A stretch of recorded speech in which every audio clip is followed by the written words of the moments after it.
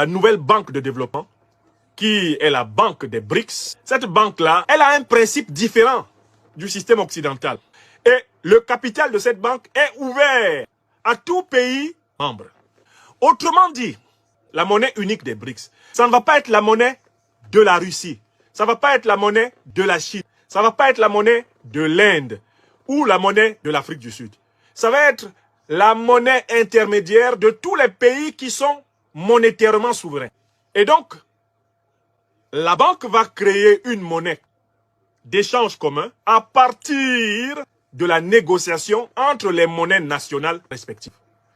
C'est-à-dire que cette monnaie aura pour but de faciliter les échanges entre les différentes monnaies nationales. Chacune des banques détentrices d'une monnaie nationale aura son paquet de devises à l'intérieur de la New Development Bank. De telle façon que lorsqu'elle veut échanger avec un autre pays qui est membre de la même banque, il y a donc une négociation monétaire interne, une péréquation. Ils ont des échanges équitables entre les pays. Mais il faut pour cela que chacun de ces pays soit monétairement souverain. Or, là, il y a un petit problème.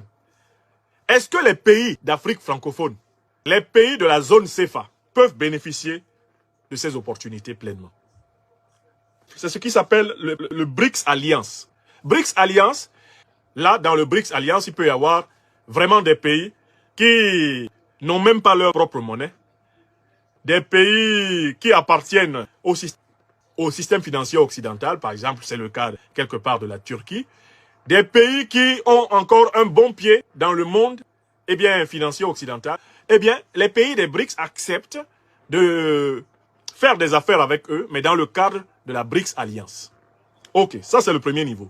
Mais pour être membre des BRICS, par contre, il y a deux conditions qui ont été posées ces derniers temps par les dirigeants principaux de l'Alliance des BRICS.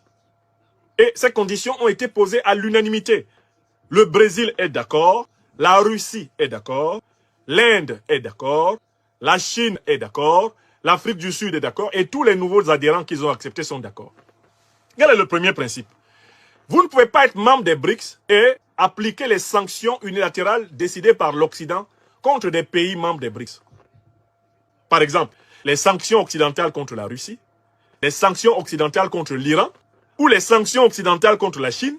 Si vous les appliquez, vous n'entrez pas dans les BRICS. Les BRICS n'acceptent pas des gens qui veulent manger à tous les râteliers, des gens qui veulent avoir le beurre, l'argent du beurre et peut-être même par-dessus tout la crémière avec. Mais il y a une deuxième condition. On peut être membre des BRICS si on n'a pas une autonomie monétaire. Ce qui veut dire qu'aucun pays de la zone franc CFA, et vous savez que le franc CFA c'est la monnaie de la Banque de France, ce n'est pas une monnaie africaine. C'est la monnaie de la Banque de France. D'ailleurs, il y a un courrier qui circule là, montrant encore que les administrateurs de la Banque de France continuent à imposer leur présence et leurs décisions à l'intérieur des banques centrales d'Afrique de l'Ouest comme d'Afrique centrale. Il y a un courrier qui circule là, où un administrateur de la Banque de France donne des instructions à la Banque centrale des États de l'Afrique centrale, la BEAC. N'est-ce pas? Tout le monde a lu ce courrier-là qui tourne. Eh bien, des pays qui sont des vassaux comme ça, les pays vassaux là, les 15 pays de la zone CFA, ne peuvent pas adhérer aux BRICS. Donc, en Afrique de l'Ouest, actuellement, moi je vois deux pays. Hein.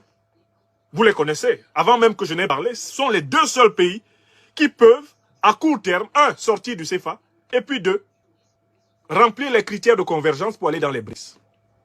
Et voilà pourquoi je salue la visite pédagogique et profonde que le représentant des BRICS pour la sous-région africaine, le représentant de la nouvelle banque de développement des BRICS, le camarade Arwa Domelo, la visite que sa délégation a rendue dans ces pays-là, au Mali et au Burkina, est une visite fondamentale.